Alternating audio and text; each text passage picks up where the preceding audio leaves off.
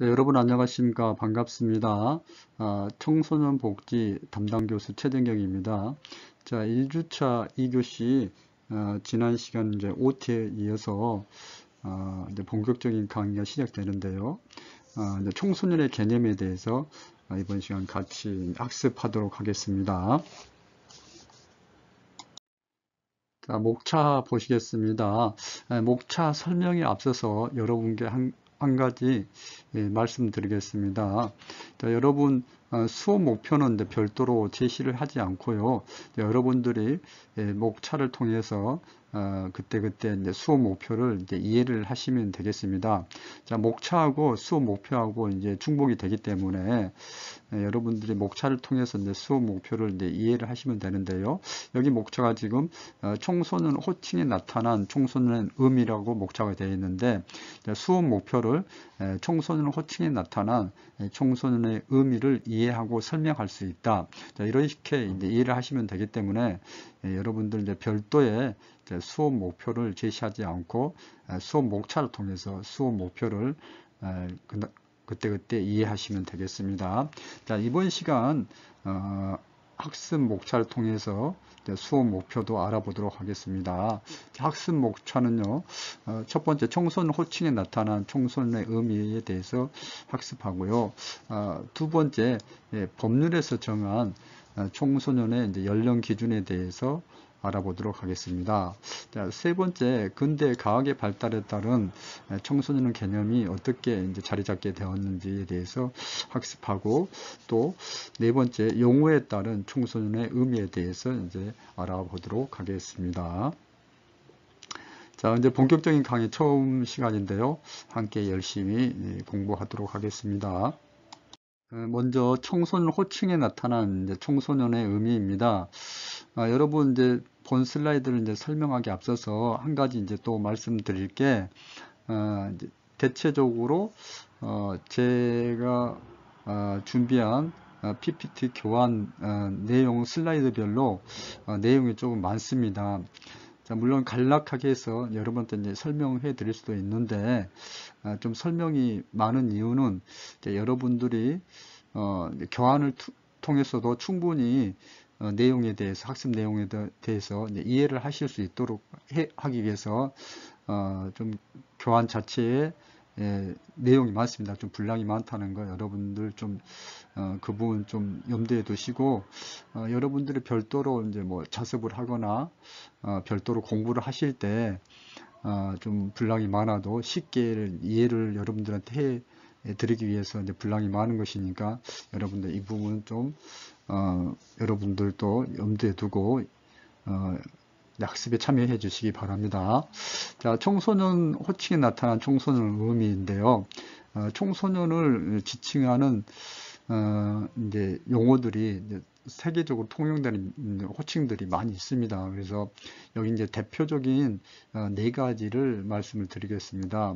자, 애덜런스하고 유스, 퓨버디, 티네이저인데요. 여기서 애들런스스 하면은 이제 청소년을 뜻하고, 이제 유스도 청소년을 뜻하죠.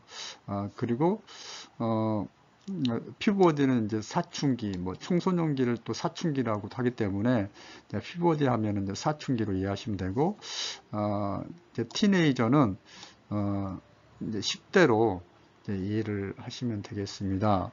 자, 그런데 이게 좀 차이가 있다는 거, 애덜런스하고 퓨버디는 대개 이제 뭐 심리학적이고 이제 생물학적인 어떤 접근인데 반해서 유스하고 티네이저는 사회학적, 문화학적, 사회문화학적 이론을 기반으로 생겨난 용어라는 거.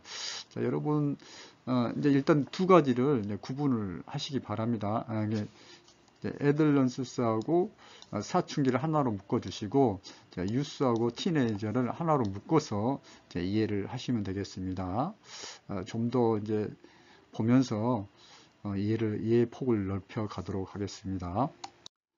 자, 여러분 보시면은 여기 이제 심리, 생리, 발달론적 접근에 의한 청소년과 애덜런스와 퓨버티, 사춘기에 대해서 이해를 하시면 되겠습니다.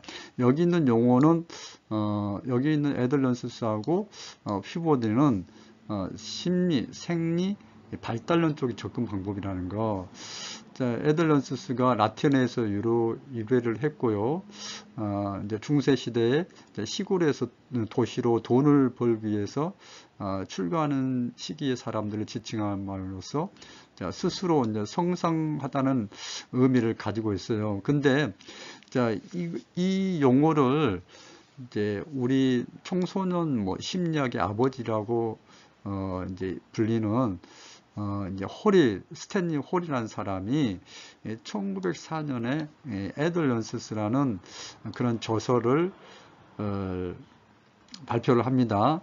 이 저서를 통해 가지고 이제 청소년에 대해서 이제 설명을 하고 있는데 이제 인생에 있어서 독특한 시기로서 청소년기를 설명하면서 이 사람이 이제 정의하기를 청소년들은 아동기하고 다른 아주 정서적으로 심한 변화 갈등을 겪는 발달 시기로 보고 청소년들을 질풍노도의 특성으로 정리한 사람이 누구라고요?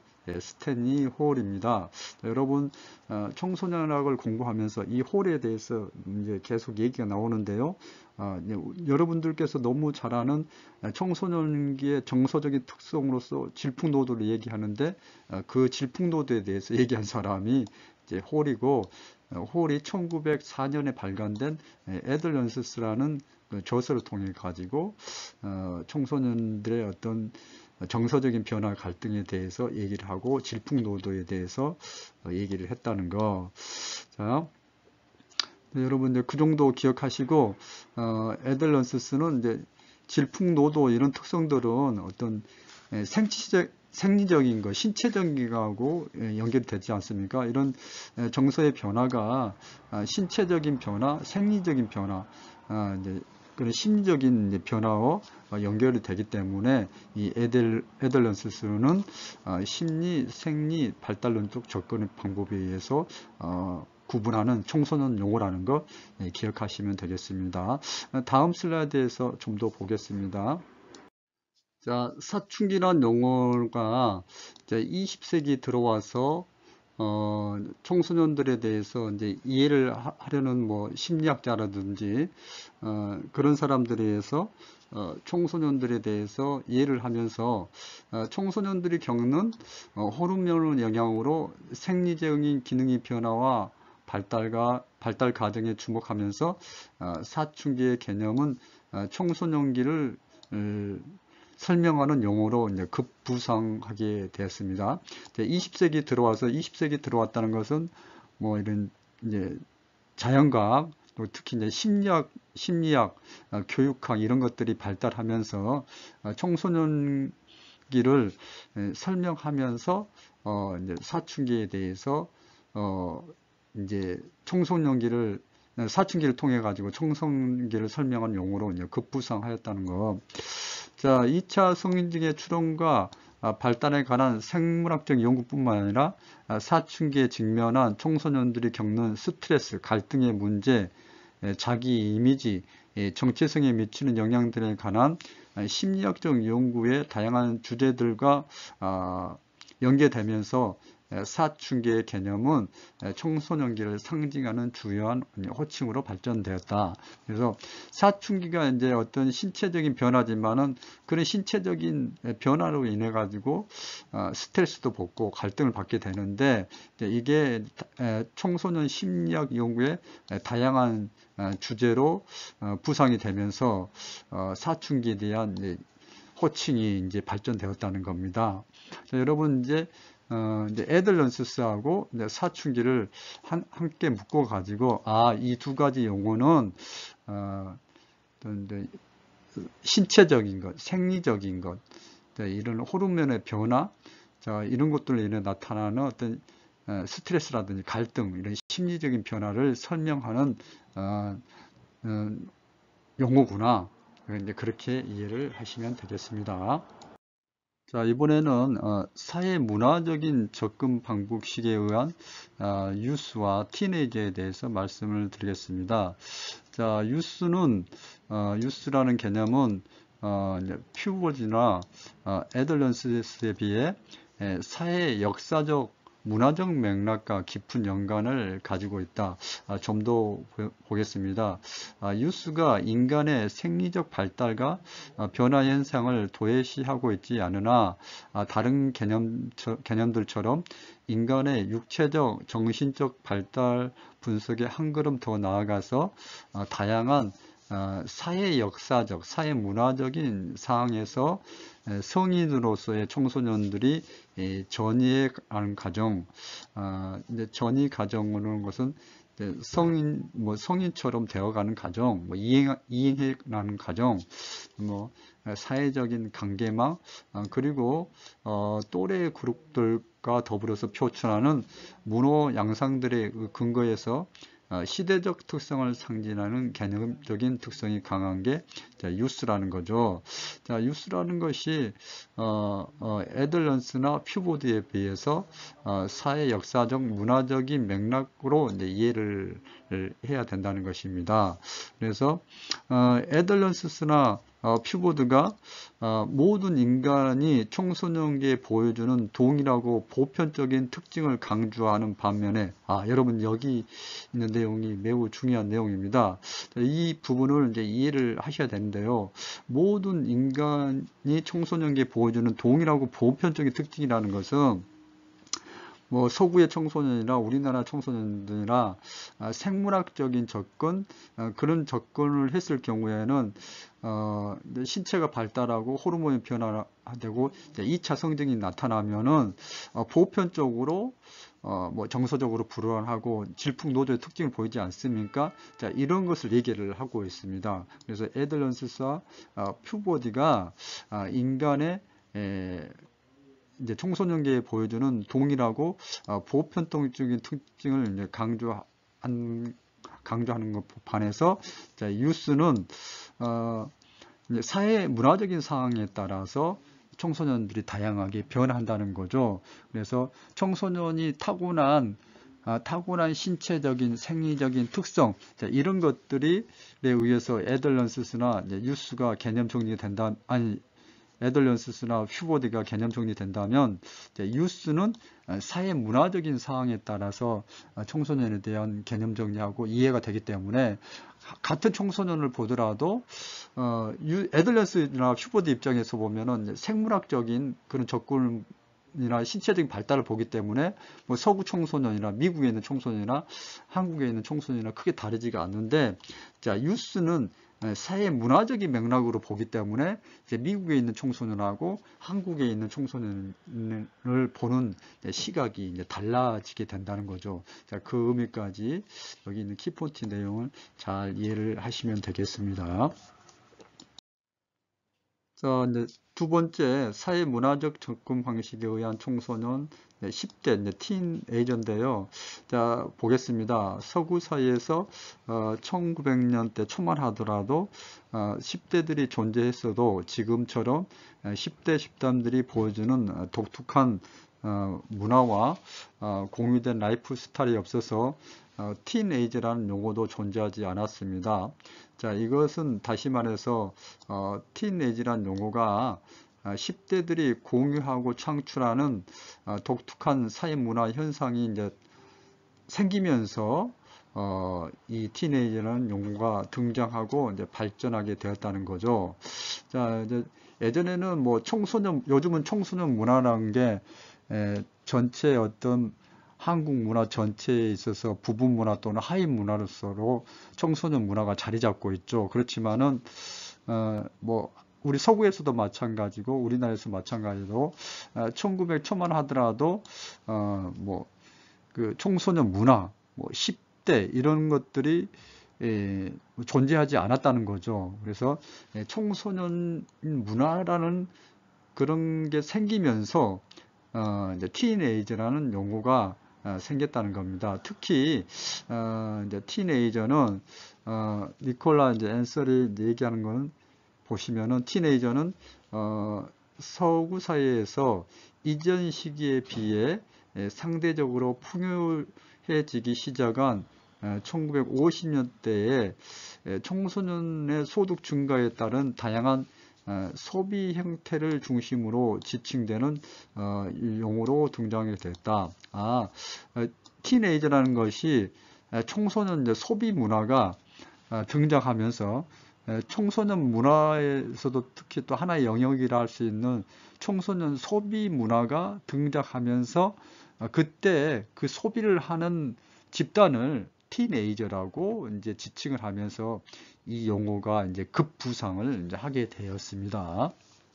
그렇죠. 그래서 이 티네이저는 게 사회 문화적인 영향을 받는 거죠. 사회 문화적으로 청소년들이 이제 소비의 중심으로 떠오르면서 용돈도 많아지고 뭐 부모님도 잘 살고 이제 풍요해지니까 이제 소비의 이제 주체로서 등장하면서 이제 청소년들이 소비의 이제 중심에 서게 되는데 그때 그 소비를 하는 청소년들을 이제 티네이저라고 표현을 했다는 것이죠. 다음 슬라이드에서 좀 더 보겠습니다. 데니시에 의하면 1990년대 이래로 10대들의 소비 성향이라든지 패션, 음악, 영화 등 대중문화 양상과 라이프 스타일을 함축하는 상징하는 호칭으로 통용되면서 보편적인 용어로 자리 잡게 되었다. 청소년 문화하고 관계된 게 청소년 문화가 관계된 게 이제 티네이저라는 용어죠. 자, 좀 더 보겠습니다. 키포인트인데요. 자, 21세기 이르면서 급격한 미디어와 가상 공간에서의 매체 확산과 발달로 인하여 급격한 미디어, 이게 이제 뉴 미디어죠. 예전에 전통적인 뭐 신문이나 잡지, TV 이런 것들은 이제 그냥 옛날에 이제 미디어였다면은 여기서 말하는 급격한 미디어라는 것은 이제 가상 공간에서 나타나는 이런 미디어, 이것을 이제 뉴 미디어라고 하죠. 그래서 지금 현재 우리가 사용하는 뭐 스마트폰, 인터넷 이런 매체들은 다 뉴 미디어에 이제 해당이 되겠습니다. 자, 급격한 미디어와 가상 공간에서의 매체 확산과 발달로 인하여 소비 주체로서 청소년층을 겨냥한 광고 등의 영향을 받으며 대중문화의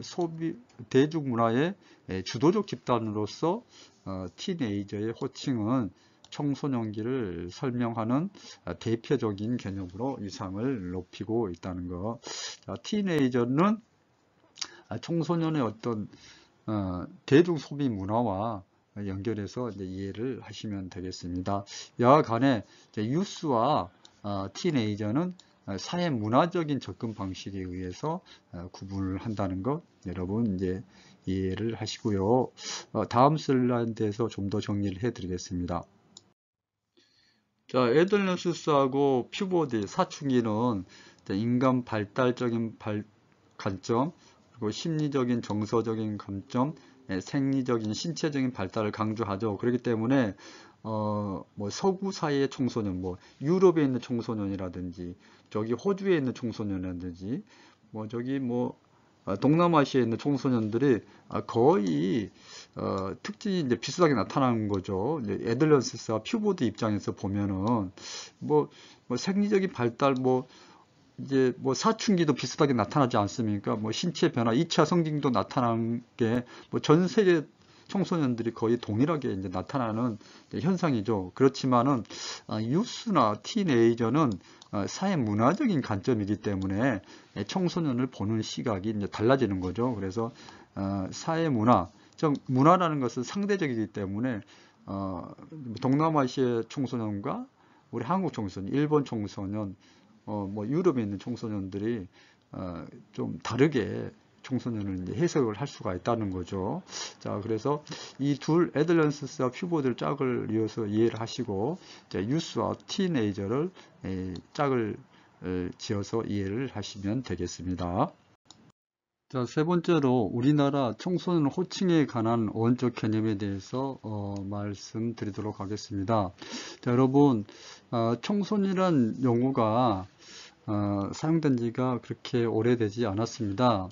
이제 에덜런스스가 누가 작성했다 그랬었죠. 스탠리 홀입니다. 이제 스탠리 홀이 1904년에 에덜런스스를 저서를 했는데 일본어로 번역 되었을 때 청소년이 아닌 청년으로 이제 번역이 됐습니다. 그때까지 아직 이제 청소년 말이 이제 생겨나기 전이니까 당연히 뭐 청소년이라고 번역이 되지 않고 청년으로 이제 번역되었다는 거. 청년이라는 말이 있었고 소년이라는 말이 있었죠. 그래서 예전에는 뭐 소년 아니면은 청년. 그래서 그 사이에 있는 가도기적인 청소년이라는 게 없었다는 거죠. 그렇죠? 그래서 청소년이라는 용어가 우리나라에서도 이제 생긴 지가 얼마 안 됐다는 거. 청소년이라는 말은 청년과 소년의 합성으로 이제 뒤늦게 만들어졌다는 거죠. 뭐 젊은이, 뭐 젊은 사람, 청년, 뭐 소년 이런 식으로는 이제 있었으나 청소년이라는 말은 일제 강점기에 이제 만들어졌는데 일제 강점기에 이제 신문 잡지에서 이제 간혹 그냥 청소년이란 용어가 이제 등장하기 이제 시작을 했었지만은 이제 대중적인 개념은 아니었다는 거. 자, 그렇지만 이제 일제 강점기 이 말기에 법령이나 이제 행정문서 등에서 이제 청소년 말이 이제 나타나기 이제 시작했습니다. 그래서 여러분들 일제 강점기 때 청소년이라는 말이 우리나라에서 이제 사용되었다. 그 정도로 이해를 하시고 그때 이제 사용됐을 때는 청소년이라는 것은 지금도 이제 이런 측면이 있긴 있는데요. 뭐 훈육되어지고 규율되어야 할 존재, 뭔가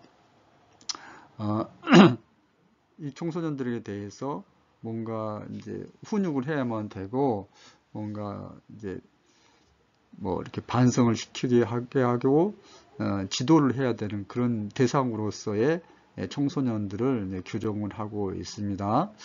자, 나중에 이제 청소년과 소년과 청년을 이제 총칭하는 말로 이제 청소년 말이 이제 등장이 됐다는 거, 그게 이제 일제 강점기라는 거, 여러분 그 정도 기억하시면 되겠습니다. 자, 앞서서 그 용어를 통해 가지고 이제 청소년이 무엇인가에 대해서 호칭 의미에 대해서 좀 살펴보았는데요. 자, 이번에는 법률에서 정한 연령 기준으로 한 청소년 의미를 살펴보도록 하겠습니다. 자, 유엔에서는 청소년을 15세에서 24세를 말하고 있고, 자, 우리나라 청소년 기본법에서는 매우 중요합니다. 청소년 기본법에서 청소년을 9세부터 24세 이하의 청소년들을 청소년이라고 얘기를 하고 있습니다. 자, 여러분 꼭 기억하세요. 자, 형법은 형사 미성년자를 만 14세 미만으로 얘기를 하고, 형법에서는 청소년이라는 용어를 사용하지 않고 형사 미성년자라고 말하고 있습니다. 여러분 14세 형사 미성년자를 우리는 이제 촉법소년이라고 얘기합니다. 더 정확하게는 10세에서 14세의 청소년을 우리는 촉법소년이라고, 14세가 형사 미성년자, 즉 범죄를 해도 형사처벌을 받지 않고 이제 보호처분만 받는다는 거죠. 14세 이상 청소년들이 범죄를 했을 경우에는 형법에 의해서 이제 처벌을 받습니다. 자, 이제 소년법. 소년법은 19세 미만을 이제 소년이라고 이제 표현을 하고 있습니다. 자, 민법에서는 청소년을 이제 미성년자라고 표현하고 있고, 만 19세 미만인 자를 얘기하고 있습니다. 자, 민법에서 이제 미성년자 연령이 이제 조정이 되었죠. 이제 20세에서 19세로 조정이 됐고, 청소년 보호법에서 청소년이라고 했을 경우에는 19세 미만인 자를 말합니다. 만 19세 미만인 자. 자, 청소년 기본법에서는 청소년 연령이 어떻게 된다 했죠? 9세부터 24세이고, 청소년 보호법에서는 만 19세 미만인데, 만 19세가 되는 해 1월 1일부터는 사람을 1월 1일이 이제 1월 1일부터서는 제한한다는 거예요. 즉, 내가 생일은 5월 달이나 그해 1월 1일부터서는 이제 청소년이 해당이 안 된다는 거죠. 그래서 그 만으로 19세가 되는 해 1월 1일부터서는 청소년이 아니고 성인으로서 인정을 받는다는 거. 자, 여러분 이 부분까지 이제 기억을 하시기 바랍니다. 그래서 뭐 예컨대 이제 유흥업소 출입 같은 경우에도 내가 5월생이지만은 1월 1일부터 1월 1일부터서는 만 19세가 되는 1월 1일부터 이제 출입이 가능하게 됩니다. 자, 아동복지법에서는 아동은 만 18세 미만자를 얘기하고 근로기준법에서 만 18세 미만을 연소자라고 표현을 하고 있습니다. 그래서 아동복지법에서는 청소년을 아동이라 표현하고 근로기준법에서는 연소자라고 이제 표현을 합니다. 자, 만 18세 미만인 연소자에 대해서는 출입 고용 금지 업소가 있죠. 이런 것들을 이제 근로기준법에서 이제 별도로 정하고 있습니다. 근대 과학의 발달에 따른 청소년의 개념에 대해서 말씀드리겠습니다. 여러분들 우리나라에서도 그렇고 서구에서도 그렇고 청소년의 개념이 발달한 지가 얼마 안 되었는데요. 그 배경이 있습니다. 특히 이제 서양에서의 근대 과학 발달에 따른 청소년의 개념에 대해서 이제 살펴보도록 하겠습니다. 근대 과학 발달은 다양한 측면에서 큰 변화가 일어났죠. 과학이 발달함으로써 산업혁명이 일어난 게 되죠. 그런데 이런 변화 가운데 청소년기의 태동에 결정적인 영향을 준 변화는 산업혁명과 의무교육, 사회과학의 발달로 정리할 수가 있습니다. 여러분, 산업혁명과 의무교육과의 관계, 또 사회과학 발달이 어떻게 청소년이라는 개념을 탄생하는데 영향을 줬는지 이제 살펴보도록 하겠습니다. 자, 먼저 산업혁명과 의무교육을 기본으로 하는 학교 교육제도 속에서 청소년이라는 개념이 이제 탄생을 했다는 거죠. 보겠습니다. 자, 의무교육은 산업혁명과 매우 밀접한 관계가 있습니다. 왜 그러냐면은 산업화로 인하여 교육을 받는, 즉 글을 알고 쓰고 뭐 수학도 할 수 있는 그런 노동력이 요구되었잖아요. 그런 노동력의 요구와 함께 아동과 청소년을 노동에서 제한하는 학교 교육 의무로 인해서 청소년들을 의무화된 최소의 교육기간 중에는 노동시장에서 이제 배제되었다. 이 얘기는 무슨 얘기입니까? 예전에는 아동, 성인 이렇게 구분됐을 때 아동은 노동을 했습니다. 일을 했습니다. 일을 하고 그랬었는데 이제 산업화로 되면서 학교 교육이 학교 교육제도 생기면서 그 학교를 의무적으로 보내야 됐잖아요. 그걸 의무교육이라고 합니다. 의무교육을 받는 그런 학생 청소년들에 대해서는 노동을 일시적으로 제한을 하게 되죠. 그래서 노동시간에서 배제된 청소년 학생들이 이제 학교에 있게 됩니다. 그래서 좀 더 보겠습니다. 산업화는 직업 세계에서 단순한 노동력만을 사용했던 청소년에게 기술적인 요구가 증가함에 따라 광범위한 교육이 필요하게 되었고, 또 교육기관에 또래의 청소년들과 더불어 학교 교육을 받게 된 것이 본격적으로 청소년기를 인식하는 계기가 되었다. 또래들을 모아놓고 초등학교 1학년, 2학년, 3학년, 자, 이는 모아놓고 또 중학교 1학년, 2학년, 3학년, 고등학교 1학년, 3학년 이런 학교 교육, 의무 교육제도 생기면서 그 안에서 교육을 받는 학생들을 이제 청소년이라고 보고 그 청소년이가 중요하다고 이제 인식하게 된 계기가 되었다는 거죠. 그러면서 이제 학교에서 이제 생활하는 그런 이제 집단들을 우리는 이제 청소년이라고 부르기 시작했다는 거. 특히 이제 뭐 연령대적으로는 이제 중학교나 고등학교 때 연령대의 청소년들을 그때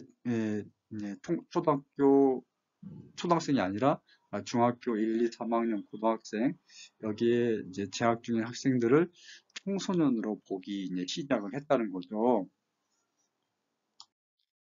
자, 그래서 학교 교육이 이제 산업혁명이 일어나면서 이제 학교 교육이 의무교육으로 되면서 이제 청소년들이 학교에서 교육받는 그 집단은 이제 청소년이라고 이제 부르기 시작했고, 또 한 가지 이 청소년이라는 개념을 탄생하는데 영향을 준 게 심리학을 중심으로 한 근대 사회과학이다. 심리학도 이제 사회과학의 일부분이지 않습니까? 심리학, 교육학, 법학 이런 것들은 다 사회과학이죠. 근데 심리학을 중심으로 한 근대 사회과학 발달이 이 청소년의 개념을 탄생하는 데 영향을 주었다는 거죠. 자, 심리학이란 이름으로 아이들에 대한 심리적인 특성을 고착화하여 근대 사회과학이 청소년기에 대한 담론을 형성하는데 결정적인 역할을 했다는 것입니다. 그래서 심리학자들이 특히 이제 오늘 얘기했던 홀 같은 그런 학자들이 청소년들은 이런 불안하고 정서적으로 불안하고 질풍노도적인 변화가 일어나고 사춘기가 일어나는 집단을 우리가 청소년이라고 보는 거죠. 그걸 누가 봤다고요? 심리학자들이 봤는데 그 심리학자들이 그런 담론을 형성하고 청소년들에 대한 정의를 하게 됨으로써 모든 사람들이 청소년을 이러한 신체적인 변화, 또 생리적인 변화, 사회적인 변화, 인지적인 변화, 또 정서적인 변화를 갖는 사람들을 청소년이라고 규정하자고 심리학자들이 얘기를 했는데 그 규정에 맞춰서 이제 청소년의 개념이 탄생이 되었다는 것입니다. 여러분 조금 어려울 수가 있는데 이제 좀 이해가 되셨나요? 네, 그래서 심리학자들이 결정적으로 청소년 기를 탕생하고 청소년 개념을 만드는데 역할을 했다는 내용입니다. 용어에 따른 청소년의 의미를 보겠습니다. 먼저 가도기가 나왔는데요. 가동기는 아동기도 아니고 성인기도 아닌, 즉 아동도 아니고 성인도 아닌 중간적인 그런 단계, 그래서 가도기라 그런 거죠.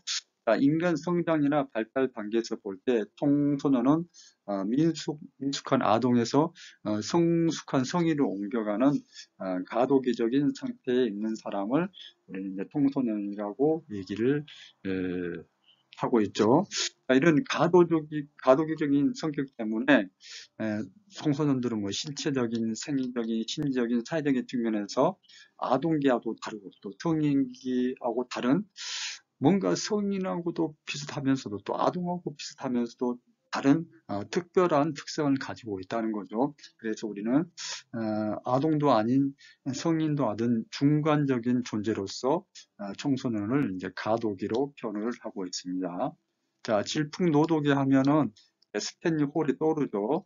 자, 이 사람이 처음으로 질풍노도라는 용어를 사용했고, 홀은 청소년의 이제 특성을 거칠고 사나우며 기분 변화가 많고, 자, 이런 경향을 나타내는 스톰 앤 스트레스로 질풍노도를 표현을 하고 있습니다. 자, 이 용어는 청소년기에 경험하는 급격한 심리적인 변화와 갈등을 잘 표현한 용어로 1904년도에 이 용어가 등장을 했는데 지금도 청소년을 설명하는 대표적인 용어로 질풍노도기를 들 수가 있죠. 자, 심리적 이유기입니다. 자, 보통 우리는 이유기라 그러면은 이제 젖을 떼는 시기를 말하는 거죠. 젖을 떼는 것처럼 심리적으로도 부모로부터 독립하는 것, 이런 것들을 우리가 이제 심리적 이유기라고 합니다. 청소년기에 가장 두드러진 심리 사회적인 특징으로 자아 정체성이 하니까 독립의 요구에 따른 심리적인 이유 현상이다. 자, 이유 현상이 뭔지 보겠습니다. 청소년들은 정신적 우선 관계에 있는 부모로부터 일탈하여 자기 자신의 판단과 책임에 따른 독립된 행동을 하게 되는 거죠. 자, 이러한 자의식의 발달과 독립심으로 말미암아 부모로부터 벗어나 친구나 또래들로부터 관심이 옮아가는 형상, 그걸 이제 심리적인 이유라고 봅니다. 청소년기가 되면은 또래에 집중하고 이제 부모로부터는 개별화, 이제 독립화가 되는 거죠. 좋은 현상이죠. 내 어떤 자의식이 커지고 내가 이제 주체적으로 행동을 하겠다는 거잖아요. 그래서 좋은 현상입니다. 심리적인 이유에 대해 설명드렸고요. 주변인 뭐 아동도 아닌 성인의 어떤 양쪽의 영향을 받으면서 그 어느 쪽에서도 소득되지 못하는 의미, 이제 가족하고도 연결되는 그런 의미인데요. 이제 청소년은 성인과 아동의 이제 경계선에 존재하는 이제 주변인이 된다는 거잖아요. 뭐 주변인 하면은 별로 좋은 어감은 아니죠. 그렇지만은 아동도 아니고 성인과 경계선에 존재하는 주변인이라는 표현도 사용하기도 합니다. 자, 용어에 따른 청소년음이 마지막으로 이제 제2 탄생기입니다. 청소년기는 자기 자신의 존재에 대한 가치를 발견하기 시작하는 시기로서 생각의 범위가 넓고 깊어진다. 즉 인지가 발달함으로써 생각의 범위가 넓고 깊어지는 거죠. 머리가 좋아지는 거죠. 그리고 자신의 신체적인 성장과 정신적인 성숙에 대해 자신감과 이제 신비감을 느끼면서 자의식이 이제 성장하며 자기를 객관적으로 이제 파악하려고 한다. 아동기하고 전혀 다른 차원의 이제 그 자기를 객관적으로 보는 거 대단히 좋은 현상이죠. 그래서 제1 탄생이 신체적으로 탄생은 이 땅에 태어난 게 탄생이라면은 제2 탄생이 정신적인 탄생을 의미하는 거죠. 그래서 신체적인 탄생과 더불어서 제2 정신적으로 성숙해지는 그런 단계를 제2의 탄생기라고 이제 부르고 있습니다. 이번 시간은 학습한 내용 학습 정리해 드리도록 하겠습니다. 청소년 호칭이 나타난 청소년 의미 네 가지로 애덜런스하고 유스, 퓨버티, 이제 티네이저에 대해서 이제 말씀을 드렸습니다. 애덜런스와 퓨버티, 즉 사춘기는 심리, 생리, 발달론적 접근 방식에 의한 청소년을 관한 호칭이라고 이제 설명을 드렸고요. 이제 애덜런스는 특히 이제 홀이라는 학자가 1904년에 발견된 애덜런스라는 저서를 통하여 이제 세상에 알려지게 된 그런 용어가 되겠는데요. 여기에서 이제 청소년기를 질풍노도적인 특성으로 상징되는 심리 정서적 혼란 과정으로 애덜런스에서 홀이 밝히고 있습니다. 자, 애덜런스와 사춘기는 짝을 이루게 되는데요. 역시 이제 사춘기가 이제 청소년들이 겪는 어떤 호르몬의 영향으로서 생리 기능의 변화와 발달의 과정에 주목하기 때문에 애덜런스하고 이제 짝을 이루어서 이제 설명을 드리고 있습니다. 자, 이제 사춘기는 이제 2차 성징의 출현과 함께 이제 사춘기에 직면한 청소년들이 겪는 어떤 정신적인 스트레스나 갈등 문제까지 다 포함을 해서 다양한 청소년에 관한 연구 주제들이 연계되면서 사춘기가 청소년기를 상징하는 주요한 호칭으로 발전이 되었다는 거 말씀을 드렸습니다. 자, 유스하고 티네이저를 이제 짝을 묶어서 이제 설명을 드렸는데요. 유스와 티네이저는 이제 사회 문화적 접근 방식에 대한 청소년에 대한 이해가 되겠습니다. 그래서 자, 유스가 어떤 사회 역사적 문화적인 맥락과 깊은 연관을 가진다는 것 설명을 드렸습니다.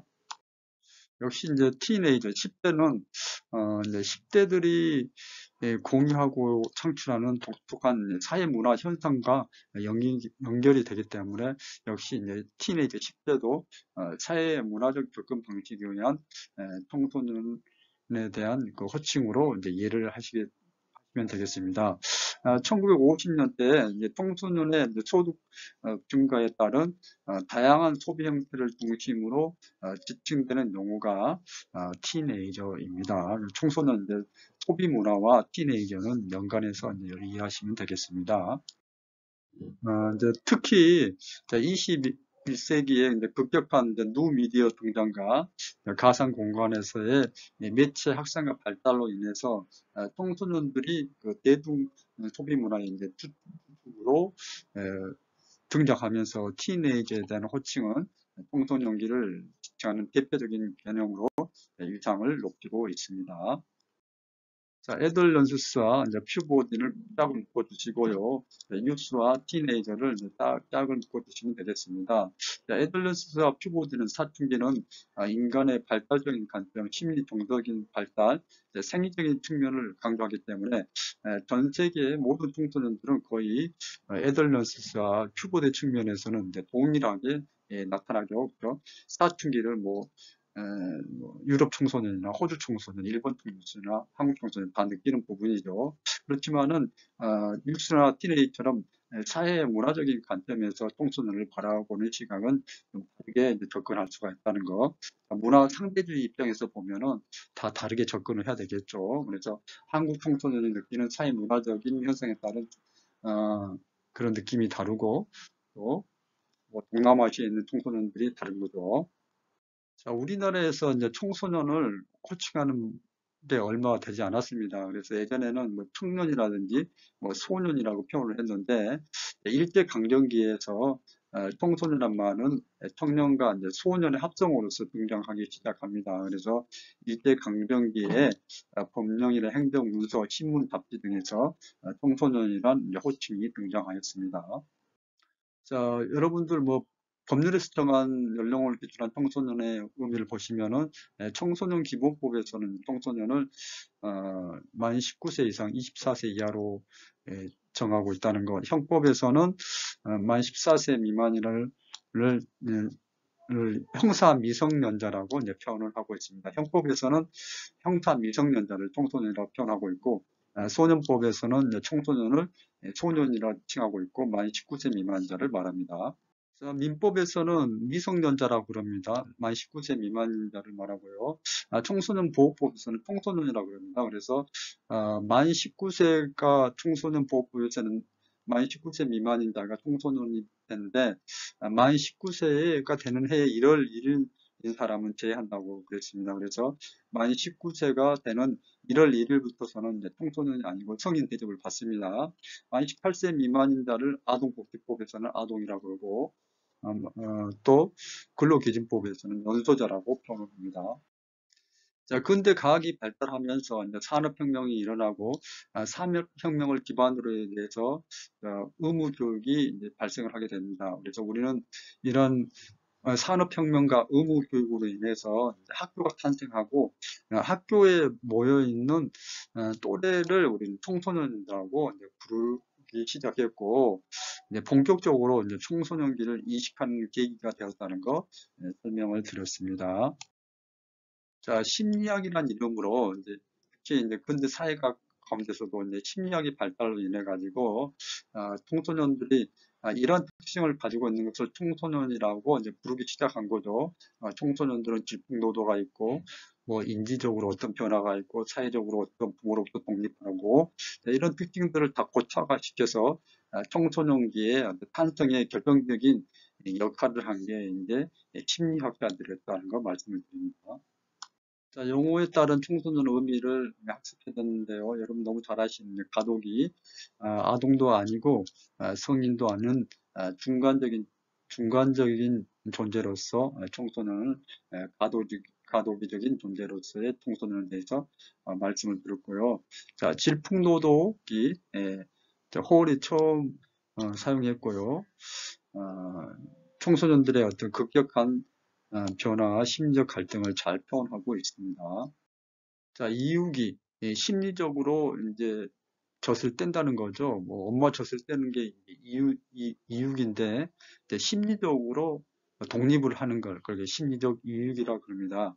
청소년기가 되면은 인지 발달로 인해 가지고 자아 정체성에 대해서 고민을 하고 부모로부터 이제 독립하는 욕구가 강하게 나타나서 또래에 이제 집착하게 됩니다. 그래서 부모로부터 관심을 벗어나서 또래에 집착하는 현상, 그리고 심리적 이육이라고 얘기합니다.